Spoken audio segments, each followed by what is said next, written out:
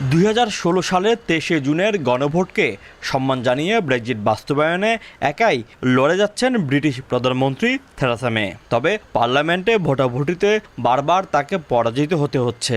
এবার চুক্তিবিহীন প্রস্তাব নাকচ হওয়ার ফলে ব্রেক্সিট বাস্তবায়নের সময়সীমা বাড়ানোই থেরেসা মের শেষ অবলম্বন। এটিও যদি নাকচ হয়ে যায় তবে নতুন সমীকরণে এগোতে হবে ব্রিটিশ সরকারকে।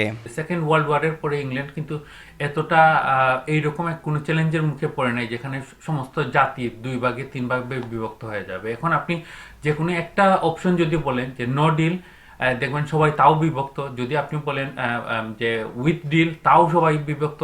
এমন একটা সিচুয়েশন, এটা আপনি পজিটিভ নেগেটিভ যেভাবেই দেখেন, জাতি কিন্তু 2-3টা ভাগে এখন বিভক্ত হয়ে গেছে। এবং থেরেসা মে যেভাবে পজিটিভলি এখনো পর্যন্ত যেভাবে লিডারশিপ দেখিয়ে যাচ্ছেন, she still determined, she still positive. আগামী মে মাসের শেষ সপ্তাহে অনুষ্ঠিত হতে যাওয়া ইউরোপিয়ান পার্লামেন্টের নির্বাচনের আগেই ব্রেক্সিটের পূর্ণাঙ্গ বাস্তবায়ন দেখতে চায় ইইউ। তবে সেটি সম্ভব কিনা তা নিয়ে শঙ্কা রয়েছে। ইউরোপিয়ান ইউনিয়ন কিন্তু অলরেডি বলে দিয়েছে যে রিনেগোসিয়েশনের আর কিন্তু কোনো সুযোগ নেই। তারা যা যা ডিল দেওয়ার দরকার ব্রিটেনকে কিন্তু অলরেডি তারা সেই ডিল দিয়ে দিয়েছে। তারা কিন্তু বলেছে যে এইখানে আবার নতুন করে ব্রিটেনের আবার সুযোগ সুবিধা পাওয়ার কিন্তু কোনো এখতিয়ার নেই।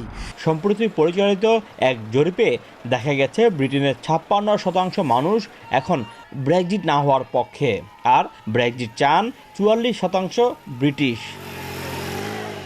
পরাজয় যেন পিছু ছাড়ছে না ব্রিটিশ প্রধানমন্ত্রী থেরেসা মেকে। মাত্র 2 সপ্তাহ বাকি ব্রেক্সিট বাস্তবায়নের। এখনও কোনো প্রকার সিদ্ধান্ত আসতে পারেনি ব্রিটিশ সরকার। ব্রেক্সিট বাস্তবায়ন নিয়ে সময়সীমা বাড়ানো বিষয়ে পার্লামেন্টে আবারও ভোটাভুটি হওয়ার কথা রয়েছে। তবে এই সময় বাড়ানোর বিষয়টি সম্পূর্ণ নির্ভর করছে ইউরোপীয় ইউনিয়নের সিদ্ধান্তের উপর। শোয়েব কবির, সময় সংবাদ, লন্ডন।